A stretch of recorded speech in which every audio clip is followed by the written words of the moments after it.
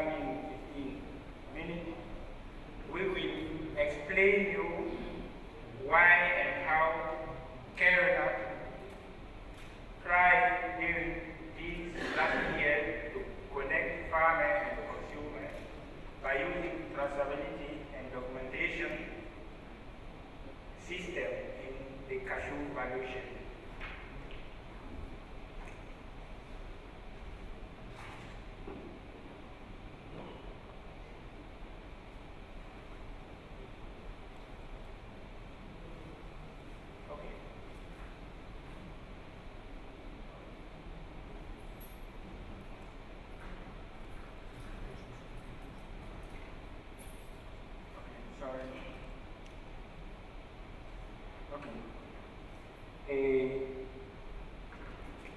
First of all,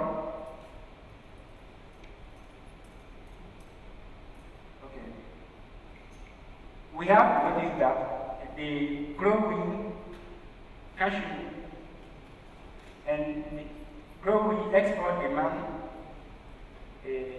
driving the world cashew value chain has been increasing growth and increase. Yesterday in Mr. Jim's presentation, we noticed that the world cashew demand has an increasing trend. Our question was, we want to see if this increasing demand is a good thing for all cashew stakeholders. We tried to answer this question, and we hope it is a good thing for all stakeholders. But what we are certain, we know that the export system creates a huge separation between farmer and consumer. And this distance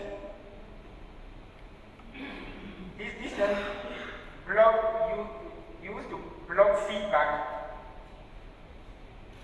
between farmers and consumers, so that farmers or consumers have little knowledge on the production practices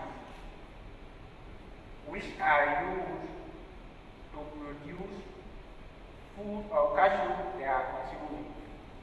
And consumers don't know the real expectation of the consumer in terms of quantity and quality standard. Okay, we think this is a problem, and we have to find solution to this problem, since we want to ensure a sustainable production system for the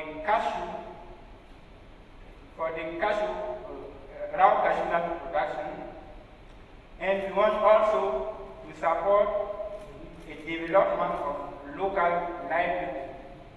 So we try to find the better way to connect farmers to consumers. Okay, for this, we will try to understand how the cashew value chain is working, who is involved in the cashew value chain, and why or what is the role of the stakeholder in this cashew value chain. Okay, for this we did a study in many countries of Africa, and this diagram is made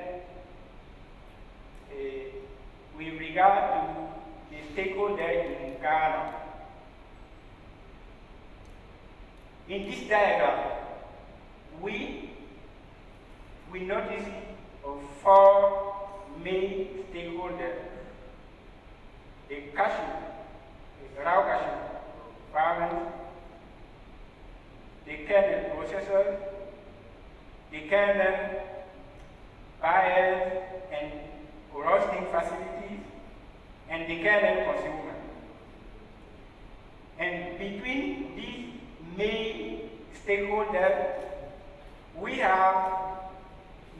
middlemen who ensure the link in order to permit activities or to help doing activities with communities or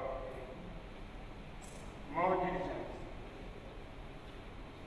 Okay, as we want to link farmer and consumer, we try to highlight the link between this farmer and consumer. Or even if there is no link, what this link or what kind of link we can, or this link, this connection we found between these two actors. Okay. We didn't find direct link. If we come back, we didn't find direct link. If we look at this diagram, we didn't put the final consumer there because we find a problem. The final we're trying to link by using traceability to connect these two actors. First of all, we did factory visit and farmers community visit with our processing partners. Like if we went or we want to buy cashew kernel from a processing facility, our first thing is to know very well from who we are buying cashew. We will come and visit your factories and know how you are working, how your employees are working, and we'll ask you to introduce us to the community from which you are choosing us here, in order to let them know from who you are choosing the ASEAN which you will use to produce kernel for us. Okay. We did also, as I told earlier, we did also cashews, study on the cashew value chain in 4 countries in West Africa: Ghana, Burkina Faso, Benin, and Cote d'Ivoire. Why? Because we want to have primary information, real information coming directly from farmers. I am telling you, it was not easy because at the beginning, our processing partners didn't understand why a kernel supplier is interested to know the ASEAN buyers. And some of processors were asking whether Kerala is interested to build a processing factory or what will be the use of the information we are collecting. But after we had discussion, they understood why we asked them to link us directly to the farmer. And they accept to provide us full traceability and all information from the farm page, from the farmer, from the employee, from the factory where factories live, and farmers where farmers live. So we have direct connection with this supplier, our supplier. For the consumer side also, if you come and buy our product, you will see on our package information telling you that our products are coming or are made by ASEAN by farmers coming from this village or this community of these countries or this region of Africa. So that when you are buying our product, you are not only buying product because you are in need to eat cashew, but you know that what your purchase is an important act to support a community, you know, or you can have information. Okay, thank you for your attention. The next presentation is by Mr. Rajendra Sabha. Good morning to everybody.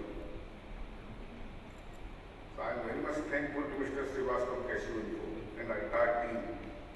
They have organized such a beautiful event in a beautiful city like Dubai.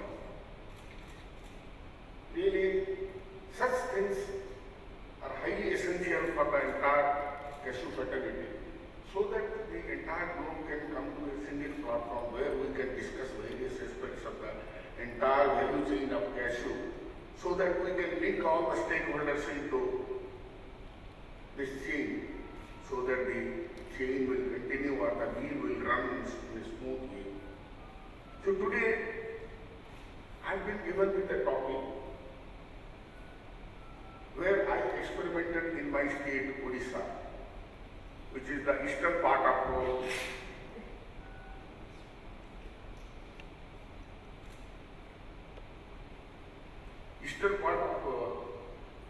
you can see here, this is the India map, where you can see in the middle of the Bay of Bengal, you will find the state where I reside. There I did one experiment.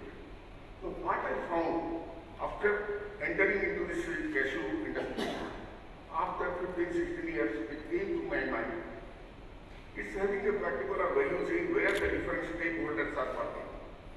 If that one stakeholder are at one point of the chain, the thing is dislinked, the entire chain gets disrupted. So how to address the things? Yesterday, our most experts have discussed regarding several things, where you could have pointed out Mr. Rajkumar very strictly pointed out skilled manpowers are highly essential. So I thought this industry is lacking skilled manpower. Though it needs no education, nothing of that sort. All the laborers are workers, those who are working in the industry or the cashew factories. They have to gain a specific knowledge along with sanitation and hygiene, which is highly essential for this, because this is a food industry. So it's highly essential. So I thought, it came to my mind. Then I thought of a training course in Odisha. There was an NGO. I talked to them. So on PPP mode, then ultimately we reached our state government. And the government was pleased after hearing these things that this is highly essential. So we started an ITI course in government ITI Berhampur for the first time in the world. So after that, I prepared a syllabus consisting of 120 periods, out of which 40 periods are theory and another 40 periods of practical class inside the laboratory, inside the college, and another 30 period with some industry. So like that we started. So now already 2 to 3 batches we have taken up. Now those students, those who came up, those trainees, only we have kept a criteria. They should be at the age of more than 14, because government says below 14 he is a child labor, you cannot engage. So we made only one criteria, that he should be more than 14 years of age, and maximum, though there was no limit to him, that we were thinking that let us fix the age of 50-55, not beyond. Anyway, we found the trainings, what they got, they have been given how the cashew plantation happens, what are the essential cashew plantation, how the seedling is being done, what is grafting, what is general seedling. So all these techniques in brief with practical knowledge. So we started giving all these things. We found even some students, 2 to 3 students from Mangalore also got, and they went to Orissa, they took training, and I got overwhelming response from the entire, across the country, India, that such type of institutions are short duration courses, or even for the further better finished product, that means most polished product, we can create with this. Suppose our industry, because yesterday it was very well discussed when the repair maintenance or purchasing of this automation and innovation things which are coming up, and the industry has to go for it in future days to come. Without that we cannot work, because nowadays everywhere in the entire world there is manpower scarcity. Even everyone is interested to work in a better place. So it is really, so like that in future we have a very big challenge. For to address the challenge, we have to have some institutions where we can create skilled manpower for this industry. Even we can start I am thinking of already, it is under preparation, the module is under preparation, course of study. It is a 2 years course to cover the entire industry's automation part, repair maintenance, and hygienic things, sanitation, packing, export, everything, MIS, everything it will cover, so that it will be a 2 years course with in-house practical, and in some industry link we can make them visit to some industry where they can do the practical work as a supervisor or some, say, supporting staff in that industry. So that was the concept it created my mind, and we started it in the year 2011. Now 3 to 4 batches have came out. All the places, all the students, all the trainees today, either they got a job or they started their own industry in a small scale. So this is a concept which was really created. So I request all the cashew people of the entire globe, kindly, please create such institutions where you can train your local people so that they will be a skilled worker in this industry. Because without skilled workers, nothing can happen. So this is one concept that came to my mind. Then we started the course, and the course till today continues. Now 3 to 4 batches have came up, and there are certain constraints in it, because we started it in a PPP mode. Till the NGO was there, they were giving some financial support, because in-house cashew processing we were doing with some small equipment. I'll show you some equipment, how it was started. You see, the cashew processing training course is a 3-month course of 120 hours, both theory and practical, organized at the government ITI, Ghatampur, Odisha, conducted on public-private partnership with remote partnering OCPA, our cashew association Odisha, and government of Odisha with the one in. The course consists of theory 30 hours and practical 90 hours. The course covers cashew processing with repair maintenance, hygiene, record maintenance, etc. The program started in 2011-12. So far 3 batches have came up, and industry provided financial, our industry has provided some financial assistance to this year, so that along with NGO, because when they will start doing the practical work, they immediately, the entire 80 kg bag may not get a good result of all their holes, because they are trainees. So definitely there will be a loss, no doubt in. So in that, ultimately we started that, and at the first batch when they came out, we have taken the samples and collected the practical cashew kernels, which we have distributed to a local minister who attended it. He was damn pleased that this is the product of first ITI students they learning. So that was a really thing we have experienced. And you see, these are the classes when I was taking, because I prepared the entire course of study. I have trained the faculties of IIT, up to 10 to 12 faculties for 2 to 3 months, so that they can take the classes. So regularly I can't take the classes. So I trained some their faculties, and this guy who is looking from this side, he is from Karnataka. You see, this first guy who is looking to my city, standing to my right, he is from Karnataka. You see, there are so many, in entire India, they have participated. The other one is a faculty, and the other one is a student. So, like this, we have started, and this course is still today continuing. Then, the other part, which what I experimented, really, you will be astonished. 2-3 years back, the ACI have done this, ACA conducted their conference in Ghana. So really, I was very much interested to attend it. And I requested Mr. Srivastava because I am connected with this Cashew Info since last 12 years, and I am a member in the expert panel of this Cashew Info magazine since last 12 years. So I have very good attachment with Mr. Srivastava. Then Mr. Srivastava told Mr. Sabat, why don't you go there? At least I told her, so I am otherwise already preoccupied.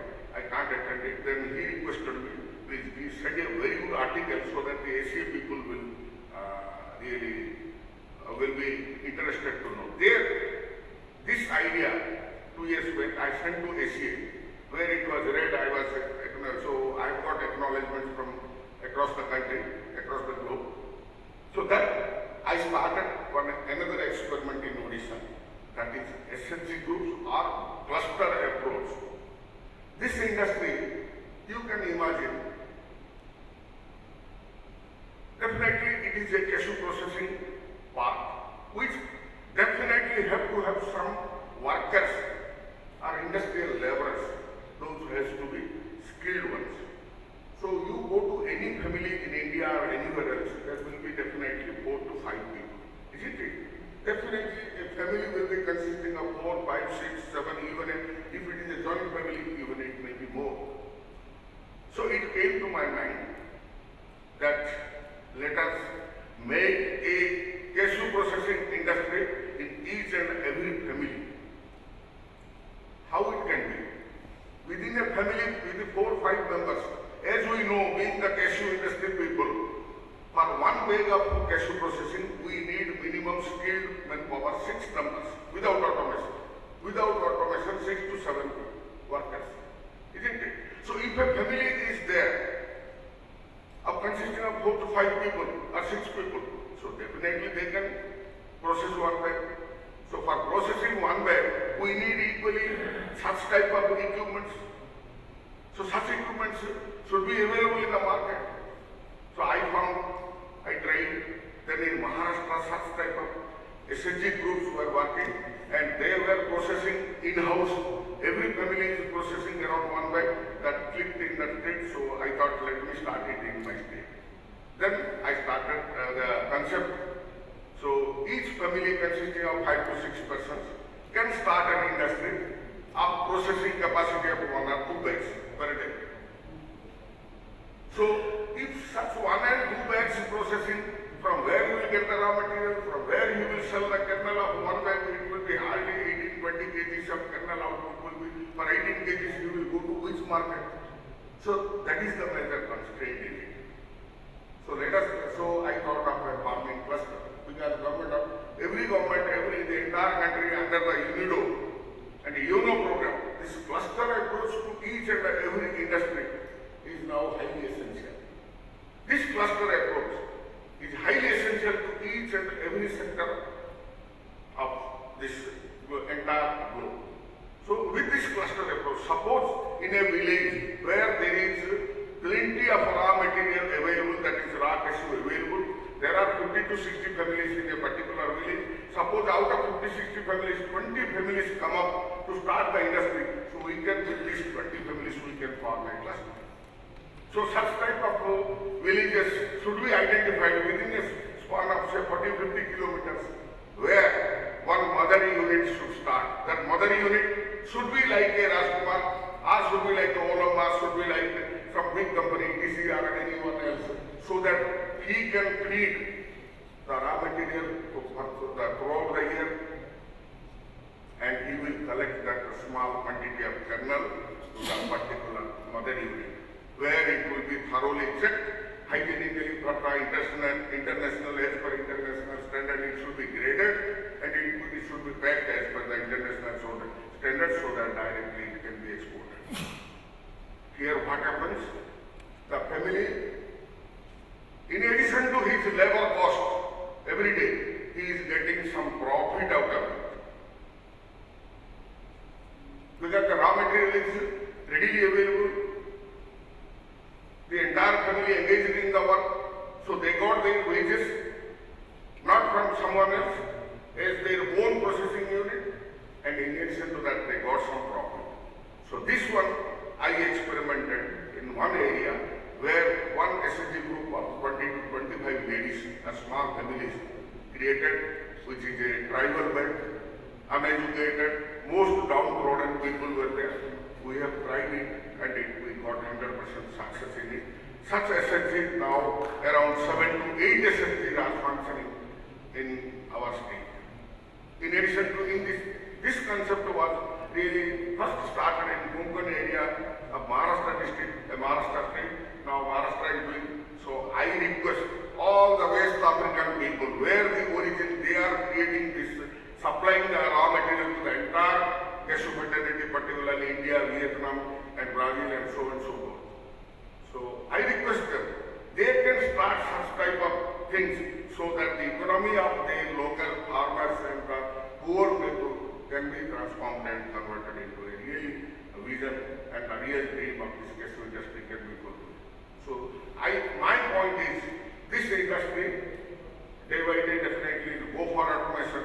So this industry needs skilled manpower, and to start with at least, particularly in West African countries, if such concepts will be considered and taken into granted, then definitely the economy of the people will be increased and the industry will get its real share, and what I feel the things can be done.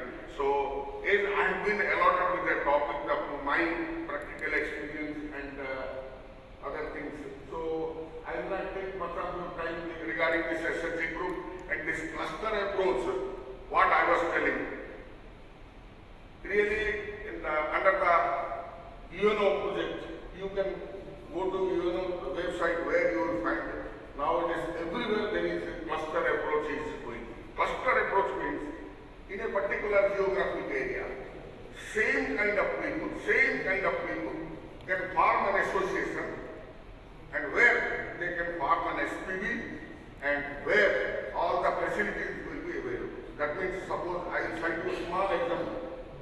All these, suppose the SHG groups of 30, form one common facility center, where the entire thing, instead of a mother unit, the CFC can be formed by the cluster, the SPV. So, special purpose vehicle. He can do the common facility center, where the packing and the export work can be looked after by the CFC. So this is the concept by which everyone is getting benefited. Now such concepts is really implemented throughout the globe, and mostly in India now every subject, not in cashew. Now recently we have started a cluster in our state where Government of India has given a lot of grant, and the CFC is having a training center along with the R&D facility, research and development. So where such type of things which are highly essential for the industry now is on there.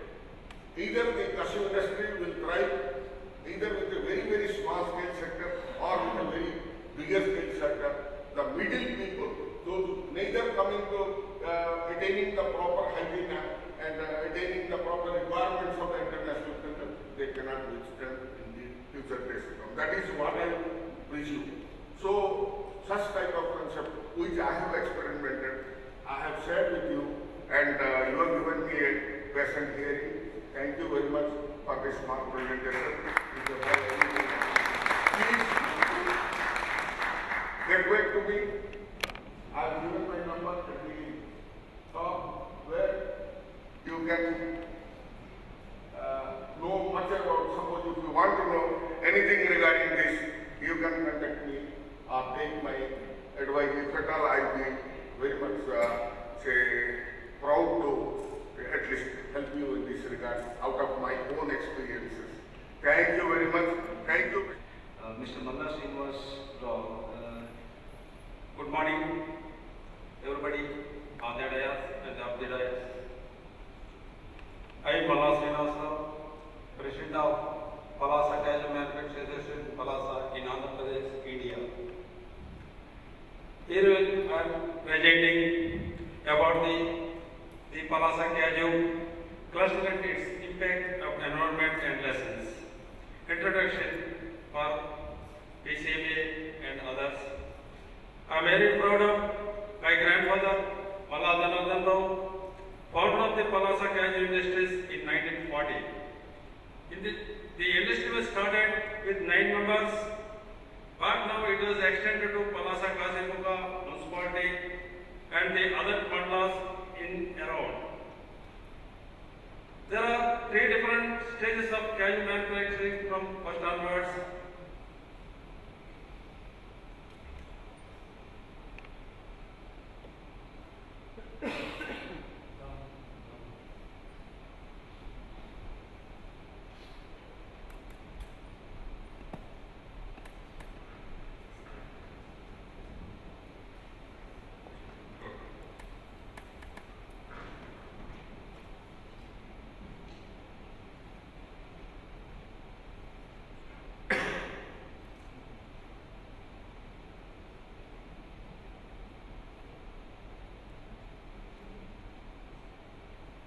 There are manufacturing process, pan method and drum roasting, steam boiling method.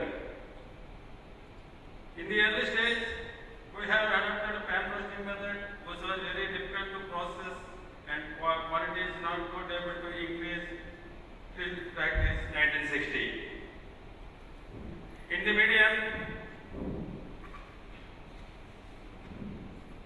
in 1960 you have to move raw method which have achieved the required production size, but in this method we have dense blank films output which is objection to the local people.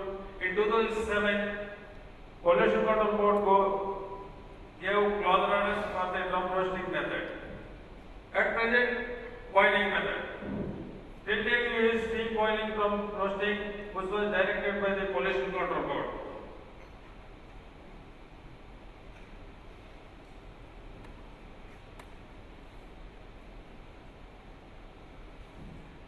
Casual industries in Andhra Pradesh.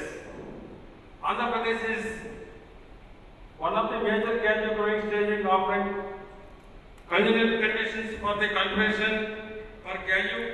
Andhra Pradesh occupies 6th rank in terms of number of units, in 3rd rank of processing casual units in India. Andhra Pradesh has 46,913 hectares of area under casual and annual production is 12,500 tons of nuts. And our state divided recently in June 2nd, about 23 districts are in our state. Now it comes into 13 districts. That is Srikakulam, Visakhapatnam, East Godavari, West Godavari, Krishna, Guntur, Prakasham and Nellore. And important casual growing districts in the state.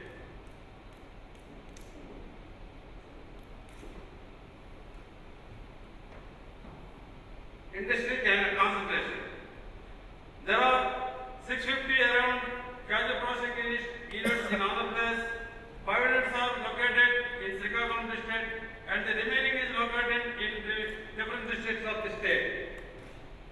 Palasa and surrounding includes 450 units. Each of unit, small units, that is 1 ton to 4 ton. Some are little units are doing 10 tons to 12 tons also. In Srikakulam district, major casual processing center in Andhra Pradesh. In Andhra Pradesh, major doing in Srikakulam district, and some are little manufacturing in other districts also.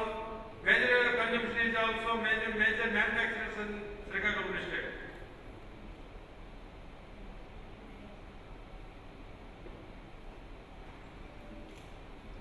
The Palasa cluster.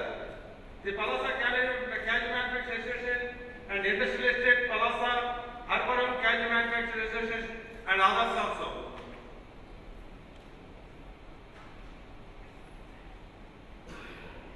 Revenue to government. In Andhra Pradesh government is giving three tax divisions are there. One is VAT, that is value-added tax, and another is CST, that is central state tax, and is TOT. TOT means the turnover on tax. The turnover on tax is below 50 lakhs for a maximum turnover of the dealer. They will pay 1% of tax, and remaining CST is 2% for central state tax. Value-added tax is 5% for in the state, and other state also you are paying 2% of tax. In 2013 and 14, have listed numbers of 808 dealers are there.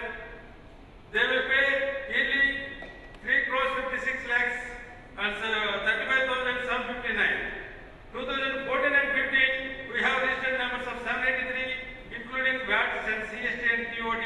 The tax paid up to December 2014 is 2 crores 85,044,484.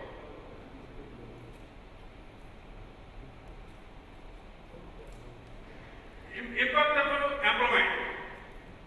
Due to the potential manufacturing from decades, the labor was habituated to casual works in this area. The living standards of the labor enhanced due to the availability work daily. And the industry at this cluster was not totally automated. They maximally depend on the manpower. In this industry, apart from the local labor and tribal people were also involved in creating opportunities to them.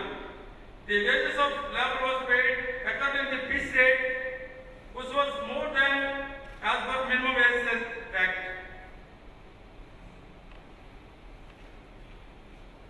Survey reports. Intervention of the government and the political parties regarding wages settlement. After farmer industry were second position of paying of wages. About 20,000 families are manufacturing for processing directly and indirectly.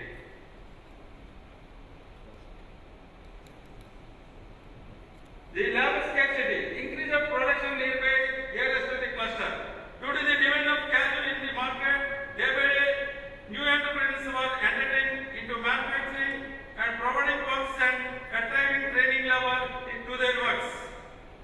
Diversion towards the agricultural seasons, the Andhra Pradesh is more agricultural, the maximum people be involved agricultural works. This causes diversion of workers from casual manufacturing process also. That is food for works and central government policy. The state central government causes a diluting the interest of labor in manufacturing because of in the Indian government adopting food for works. That's why throughout India you are getting so many problems of in manufacturing food for works. That is the main difficulty for casual industries in India.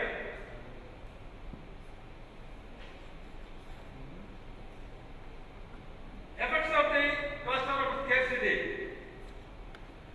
Due to the decreased labor production and manufacturing directly able to meet supply and demand of the market. And second one is decrease of the profit level. This leads to decrease of production volumes affects the problem.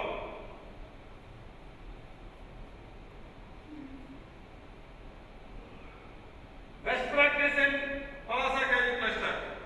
Despite there is a zero involvement of government agencies to the cluster stabilize the relation between employees and employers, the accession of casual processors and organizing meeting with the employees every 2 years to maintain conjugal environment. They discuss various issues pertaining salaries, facilities, working hours, piece rates, insurance, provident fund, gratuity and behavioral problems. Whatever the output of discussions, both employees and employers will agree together, execute and exercise to practice till the next meeting called for. That is environment. The industry is surrounded by many organizations, sectoral institutions and the latest trends. Different environment.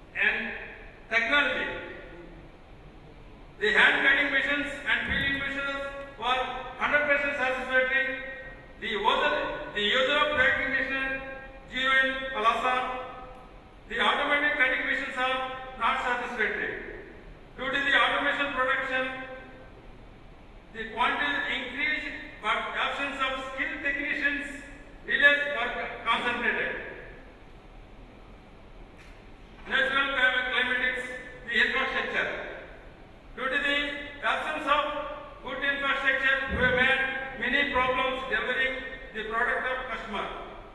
And absence of ESR vital.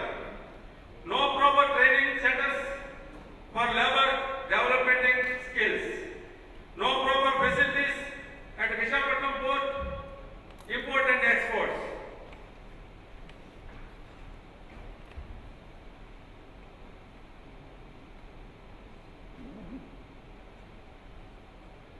Role of infrastructure.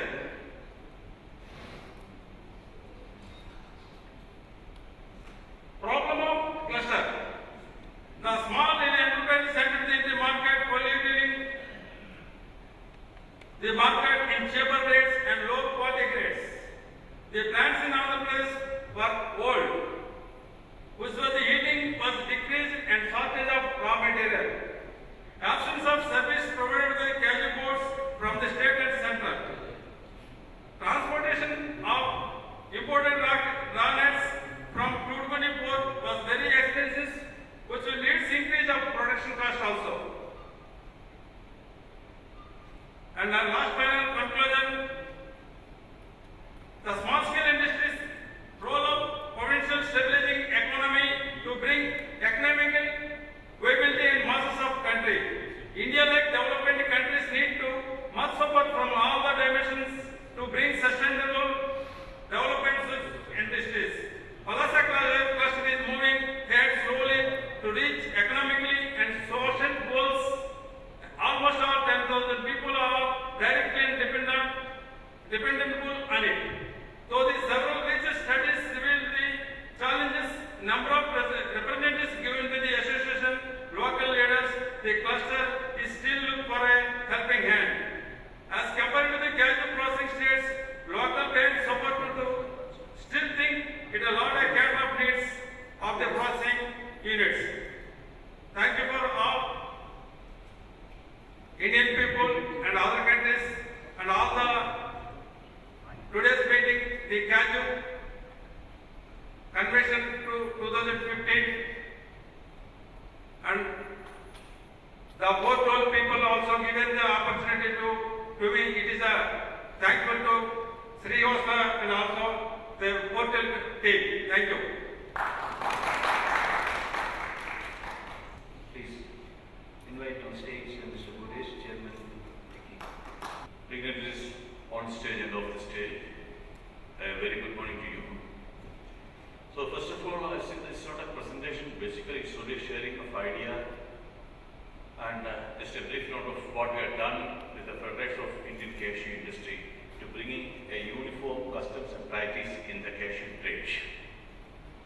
So before I go straight into the subject, I'd like to just have a brief introduction of the Federation of Indian Cashew Industry.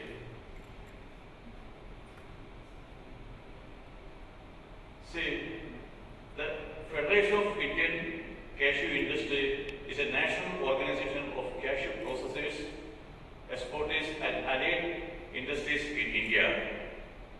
It is sponsored by 12 cashew associations all across 8 cashew processing states in India.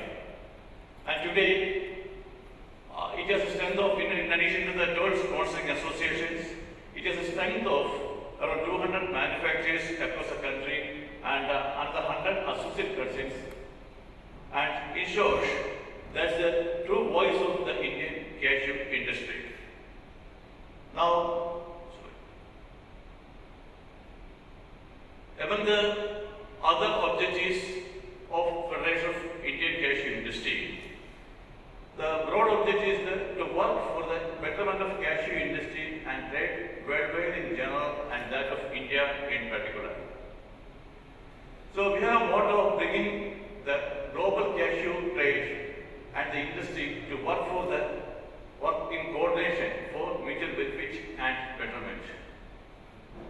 As you all know, the cashew kernel trade is more organized, whereas when it comes to the raw cashew nut trade, it is yet to be organized, and we have to bring in a lot of standardization in the raw cashew trade. You may be remembering that yesterday in the first panel of discussion, everybody was discussing about arbitration. There's a lack of an arbitration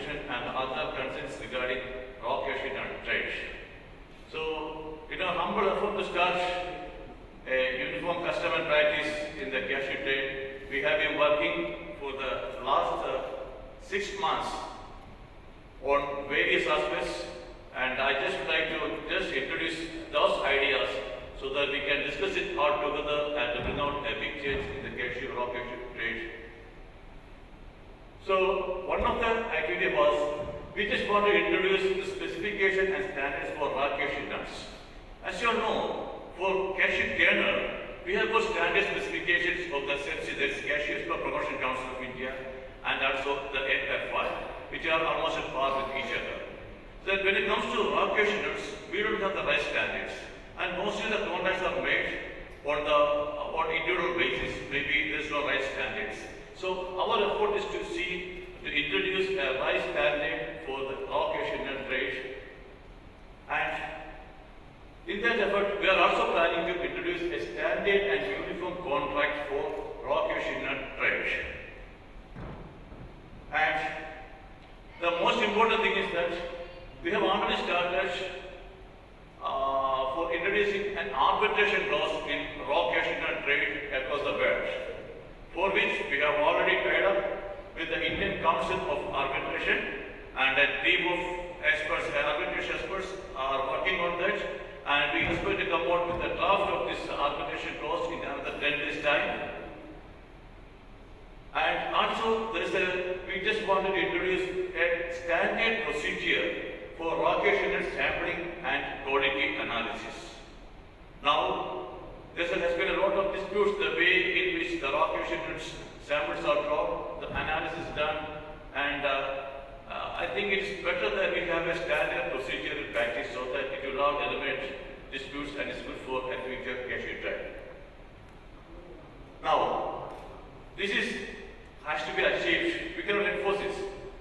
It has to be achieved with the coordination with all other agencies in the cashew trade, for which we are already open dialogue with other agencies worldwide for the implementation of these uniform customs and practices in the cashew trade. And we are also effectively coordinating with the stakeholders in the global cashew trade and industry. And also, we are just trying to work out a mechanism for price fixation in coordination with the stakeholders in the international cashew trade and industry. Last day, our Rajendra Sampath was just expressing his concern that, for the last 2.5 years, Indian cashew processors are losing because they are not getting raw cashew barricade levels. And maybe sometimes the farmers also they complain that they are not getting the right price that they are supposed to get. So what happens is that we should all work in coordination. What happens mostly is that whenever there's an issue, we go for regional settlements. Whenever there's an issue with the fixation of raw cashew price, maybe if it's the African country or Indian farmers, they go on regional basis. We have to just look this matter, we have to just solve this matter on a global basis, because these are the cashew leaks across the cashew trade. So there should be a room for everybody to sustain. There should be a breathing space for everybody. The profit should be varying with all the chain. And it should not be that my profit should not be your loss, or your profit should not be my loss. So everybody should be having a share in the profit, and we should be in a position. We should have a healthy way of doing the cashew trade. So we have to go for a mechanism of price fixation in coordination with the other agencies.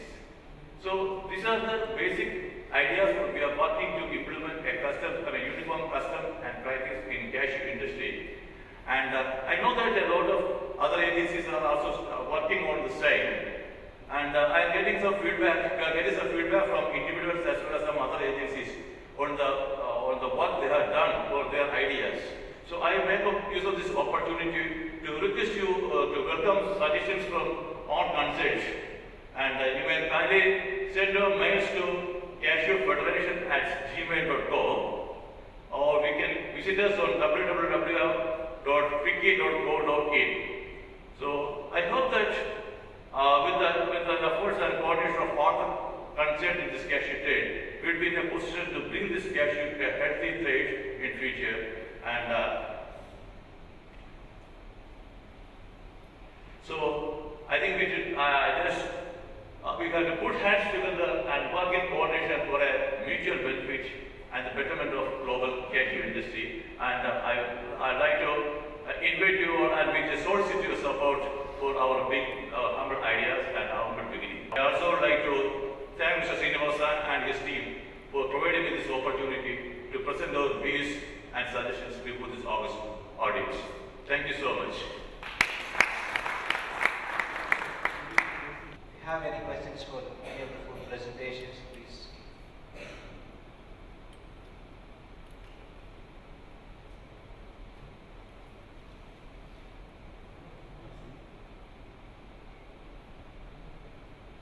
Any questions?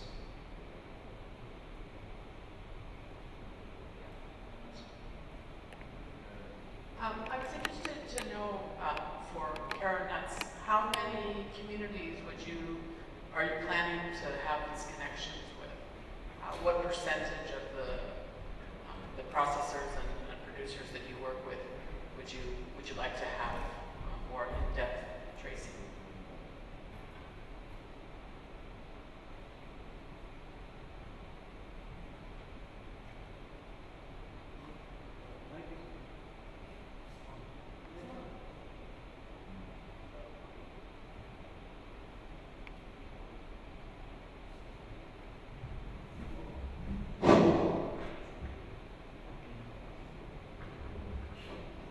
Okay, thank you for your question.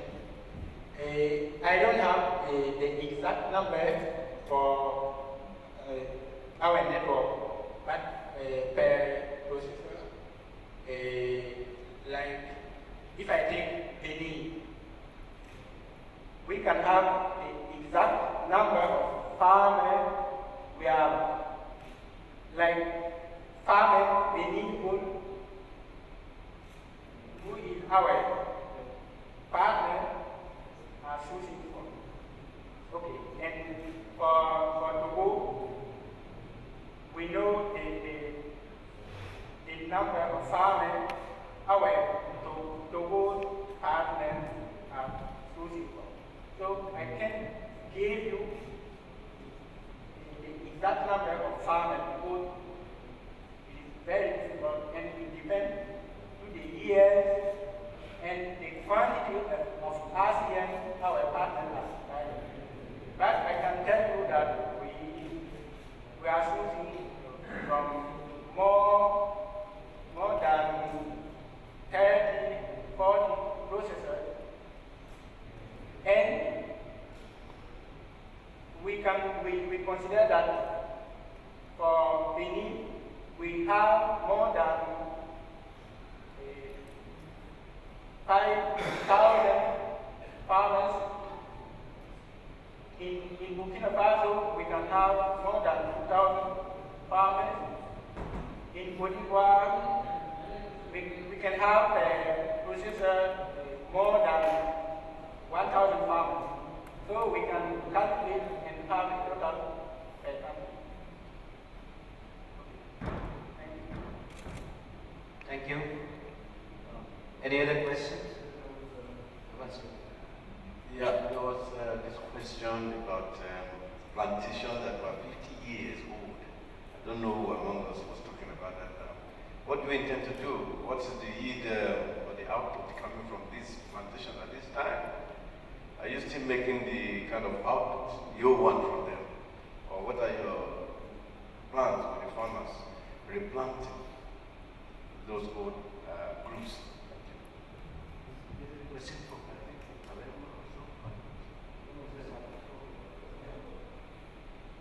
What do you do with old plantations?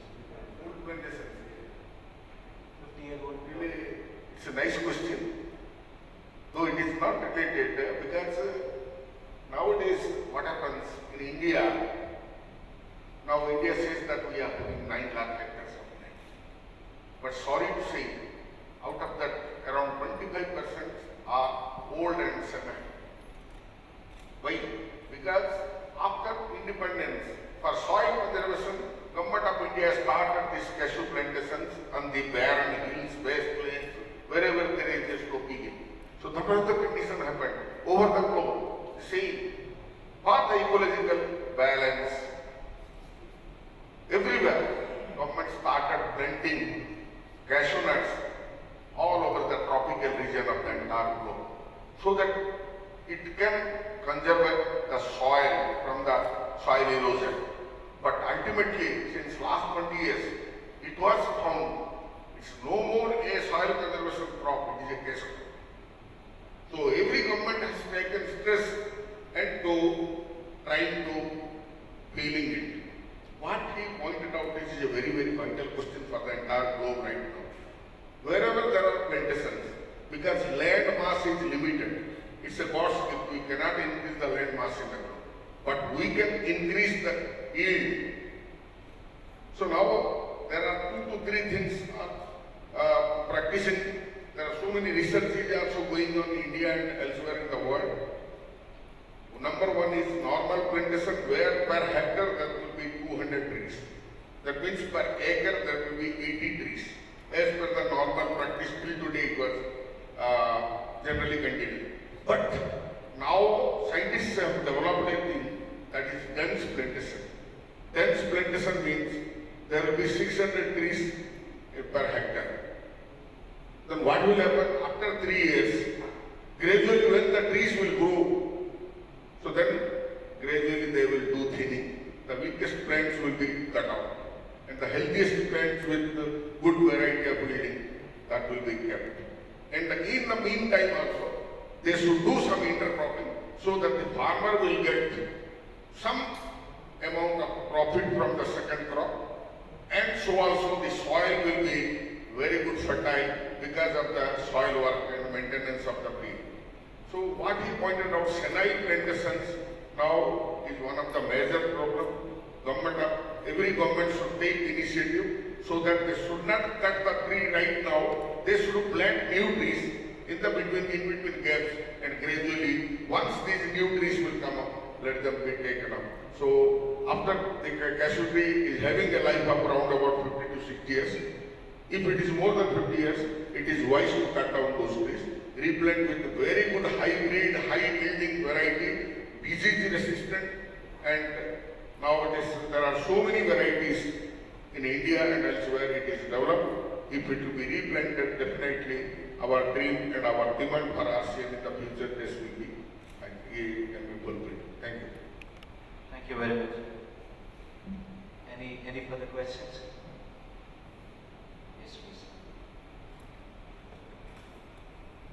Good morning, everyone. I have some questions for Mr. Rajendra. Congratulations for your presentation and for your work. I'd like to know, how do you ensure the quality of nuts from small processors? Thank you. Can I answer?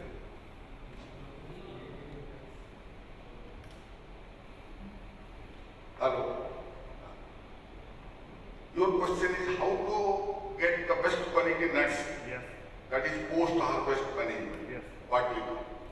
Really, if we maintain the plantation properly, because cashew is a crop which mostly in India are 70% of the world. Right now, the West Africa and India, major parts of the world, cashew is grown. 70% of the production comes during these 3-4 months. Rest 30%, like Tanzania, Indonesia, there are so many countries which are and East African countries, so they are producing in the other parts of the year. Anyway, what you pointed out, it is a vital question for the entire, that is also. Really the harvest, as of now, yesterday I put a question to our experts, panelists. So why this moisture content they are not, that should be taken care. If you calculate, just now I cite you one example. India is importing round about 8 lakh metric tons of raw cashew nuts from West Africa. If we consider the moisture and admixtures, if it is on an average it is 3%, so 24,000 metric tons of waste material is being imported from West Africa to India. Am I right or wrong? And the India is paying further 3%. Admixture and moisture. And ultimately, the farmer is not getting better price because the business is seen on a basis. After reaching at the destination port, what is the quality, what is the weight, it is being calculated. Basing on that, the price is being finalized. So what happens? There the seller feels that I have exported the thing, commitment, I I got the money, but ultimately a claim comes to debit note, they register debit note, the buyer they register debit note, which has to be paid. So it's a crucial period, unnecessarily, and ultimately, so this is a really, so the farmers should take proper care. That means unless until it is 100% mature, the raw is mature, or the cash flow pool is totally dried up and it is fallen, it should not be plucked. As per the good practice of plantation, it says that it should be thoroughly ripe, the apple should be dried, then automatically it will fall.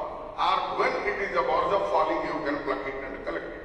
So that another important thing also, the plantation should be kept neat and clean, so that the fallen cashew nut will not be adhered to some insecticide or some adhered to some disease, or the quality will be maintained. So that is what is called the post-harvest management. And once it is collected, immediately it should be given with 2 to 3 sunrise, by which it will attain to a moisture level of 7 to 80%, which is more conducive for cashew processing. Below 7% is also highly difficult, it is not required, and above 8-9%, then definitely the quality of the raw nut which is exported from your origin port to destination port, definitely it will be to you.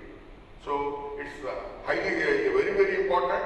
It should be thoroughly dried, fully matured, then only the real yield, real count, real money will be available. So that is the most important part. Thank you very much. Any further questions?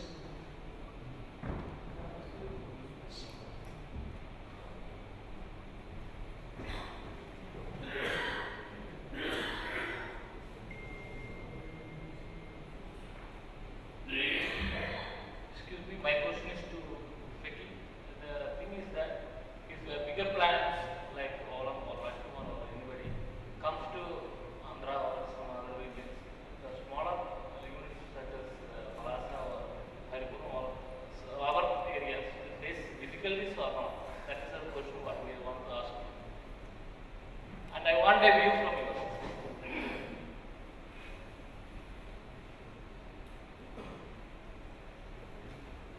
See, I just want to take back the history of cashew processing in India. Maybe long time back, maybe let's say a 2 decades back, in Kollam, for example, is a national for cashew industry in India. We are only having major exporters and no minor processors or exporters in this cashew industry. Now, this is an era of globalization. Nigerian cashew in an effort to get your feedback on quality issues, on how to resolve them, and also for you to learn a bit from the Nigerian government, the Nigerian Export Promotion Council, which is leading this delegation, to learn from them about how they are planning to solve some of the issues regarding quality that you are facing, and where they see to take the Nigerian cashew industry. So it's an opportunity for all of you who are buying or would like to buy cashew nuts from Nigeria and would like to buy more cashew nuts and maybe a little less water from Nigeria. Thank you very much. Directly engaging farmers to the consumers. Put your hands together. Put your hands together. Put your hands together.